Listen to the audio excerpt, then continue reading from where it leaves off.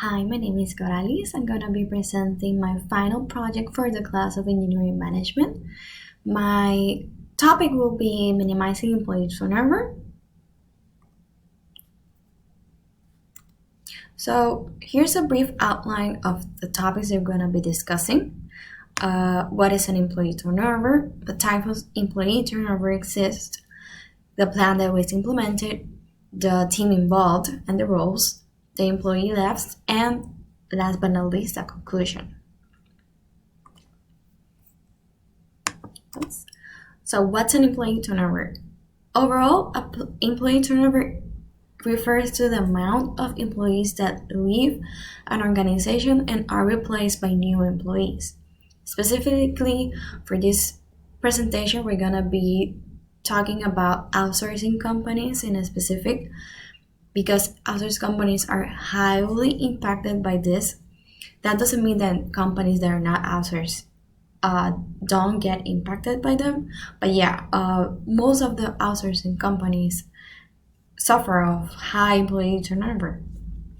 So there is a formula that we can use to calculate this percentage, and it is employee turnover rate. You get it by dividing employees who left with the average of employees that you have in a company, multiplied by 100%. You can also use a small number specific for departments or teams, so you can know how many employees abandon the company and how it's impacting your team, right? So some of the types of employee turnover are voluntary and involuntary. I have talked in the past, but for a refresh, voluntary are those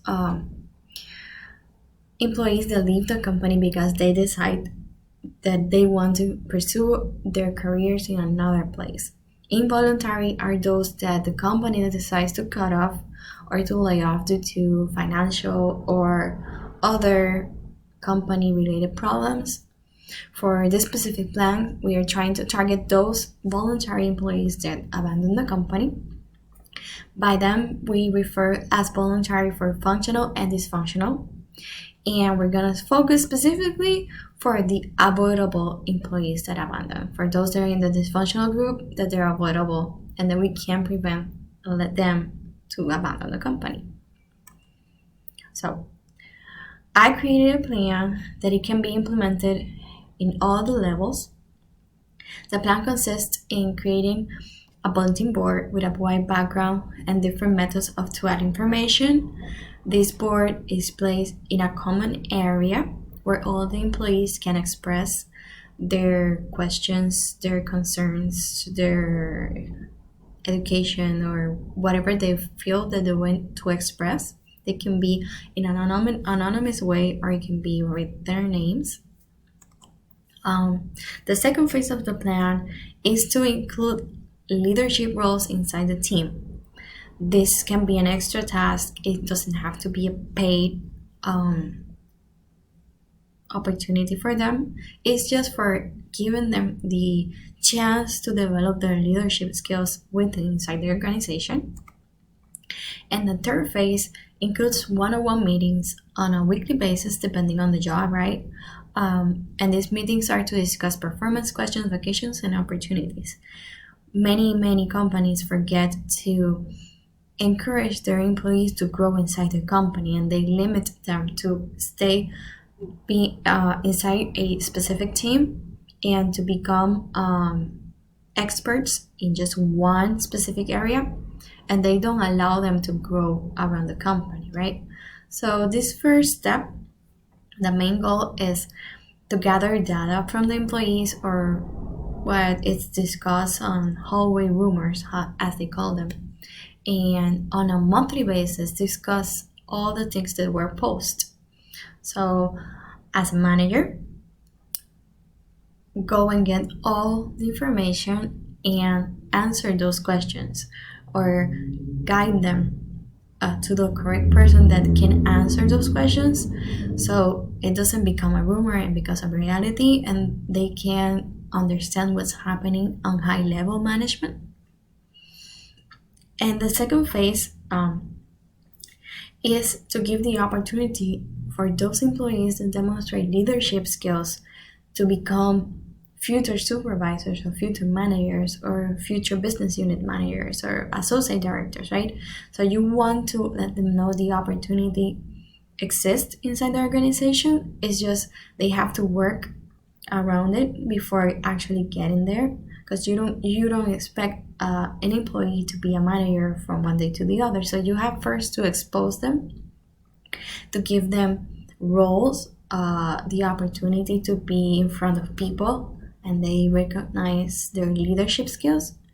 And that way, the employee feels part of the company, they engage, they feel valued, and they can focus on future goals inside the organization.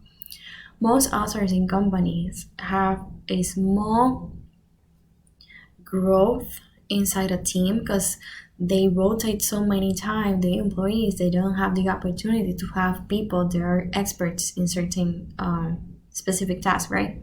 So for this organization specific, you want people that gain knowledge so they can grow the amount of tasks they do for the company that they're outsourcing, right?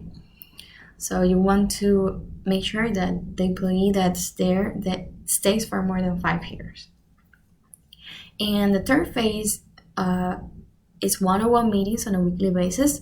It doesn't have to be talking about only performance. It can be how was your weekend, or how is your week going? How's your workload? Are you going to take vacations during the next couple of weeks, right? Are you feeling okay? Have you been sick? Do you have questions? Did you read something that you want to discuss? Or if you have questions regarding the job that you're doing, you want to get more knowledge, that's the time this employee can discuss with the manager, supervisor, or team leads what they want during that week, right? It's not a formal thing, it's informal, so it gives the opportunity to the employee for express themselves and to get clarification in all their goals. Also, the manager, if knows that this employee is interested in staying in the company for a long time or even a short time, they can tell them the opportunities that they're currently inside the organization for him or her to move and stay inside the organization, right? So that's the time that is specific for developing and answering those questions to specific employees. So the team that it was involved during this plan was human resources, managers, supervisor, team leads, and leaders. And as leaders, I refer to the talent inside a group of employees, right? Those that have these skills that want to stay inside the organization doing what they love, right?